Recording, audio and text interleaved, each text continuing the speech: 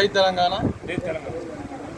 ఈరోజు రాష్ట్ర working president KTR గారి జన్మదిన దినోత్సవాలు ఈరోజు నిర్వహించడం జరిగింది. ఇందలవాయి మండల్ హెడ్ క్వార్టర్లో ఈ పిఎస్సి సెంటర్లో మన ఇక్కడికి వచ్చిన రోగులకు పళ్ళ పంపిణీ చేయడం జరిగింది. ఆర్భాటాలు చేయకుండా కేటీఆర్ గారు పిలుపు. ఢిల్లీలో విద్యార్థులు చాలా ఆందోళనలో ఉన్నారు. మనము ఇలాంటి కార్యక్రమాలు చేయడం కరెక్ట్ కాదు, మామూలుగా చిన్న చేసుకోమని చెప్పారు.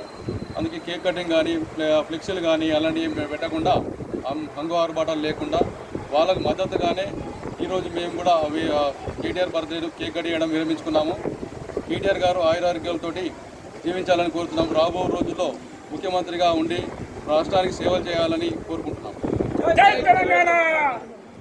పార్టీ వర్కింగ్ ప్రెసిడెంట్ కేటీఆర్ గారి జన్మదిన సందర్భంగా మరి మండల కేంద్రంలోని ప్రభుత్వ ఆసుపత్రిలో రోగులకు పనులు పంపించేయడం జరిగింది. ముఖ్యంగా కేటీఆర్ గారి ఆదేశానుసారం మరి రాష్ట్రంలో కరువు కాటకాలతో ప్రజలు అల్లడిస్తున్న సందర్భంగా మరి మన బర్త్డేకు ఎటువంటి ముందు ఆర్భాటాలు లేకుండా కేకులు కట్ చేయడం కానీ ఎటువంటి చేయొద్దని చెప్పడం జరిగింది. మరి ఇలా రాష్ట్రంలో చూసుకున్నట్టయితే రైతులు అన్నమో రామచంద్ర కరువుతో అల్లడుతున్న సందర్భంలో మరి దేశంలో చూసుకున్నట్టయితే విద్యార్థులు నీటి సమస్యపై మరి పార్లమెంట్ ముట్టడి కానీ వివిధ అంశాల మీద ఒక పక్క రాష్ట్రం ఒక పక్క దేశం అల్లడుతున్న సందర్భంలో మరి గౌరవ కేటీఆర్ గారిది ఈరోజు పుట్టినరోజు రోజు సందర్భంగా మరి మేము కూడా అంగ ఆర్భాటం చేయకుండా కేకులు కట్ చేయకుండా మరి పేద రోగులకు పనులు పంపిణీ చేయడం జరిగింది. వారి ఈ సందర్భంగా కేటీఆర్ గారికి మంచి ఆరోగ్యంతో పాటు మరి రాష్ట్రానికి కాబోయే నాయకుడు కాబట్టి కాబోయే ముఖ్యమంత్రి కావాలని ఆ భగవంతుని కోరుకుంటున్నాం. జై తెలంగాణ. మన ప్రియతమ నాయకుడు కేటీఆర్ గారి జన్మదిన పండుగ జరుపుకోవడం జరుగుతుంది. మరియు పేద రోగులకు పేదలకు పండ్లు పంపిణీ చేయడం జరిగింది.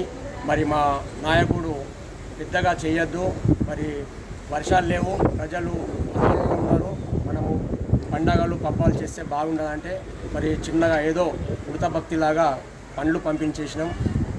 మా కేటీఆర్ గారు రాబోయే రోజుల్లో మన రాష్ట్ర నాయకుడు మరియు జాతీయ నాయకుడు అవుతాడు. ఎందుకంటే ఆయన ఐటీ శాఖ వచ్చిన తర్వాత మన తెలంగాణలో 3 లక్షల ఉద్యోగాలు ఉండే ఐటీ ఉద్యోగాలు. అతను ఐటీ మంత్రి అయిన తర్వాత 9 లక్షల ఉద్యోగాలు సృష్టించిండు. ఒక హైదరాబాదుని జాతీయ స్థాయిలో ఒక నంబర్ 1 సిటీగా ఐటీ సిటీగా అభివృద్ధి చెందేలా చూశాడు. మరియు ఆయన కష్టం మన యువతకు మన తెలంగాణ ప్రజలకు అందించాలి. ఆయన 100 సంవత్సరాలు ఆయురారోగ్యాలతో జీవించాలి. మరి 100వ సంవత్సరం కూడా తన బర్త్డే నుంచి అందరు ఘనంగా చేయాలి. రాబోయే రోజులలో మన తెలంగాణకు మన భారతదేశానికి నాయకత్వం వహిస్తాడని కోరుతూ ముగిస్తున్నాను.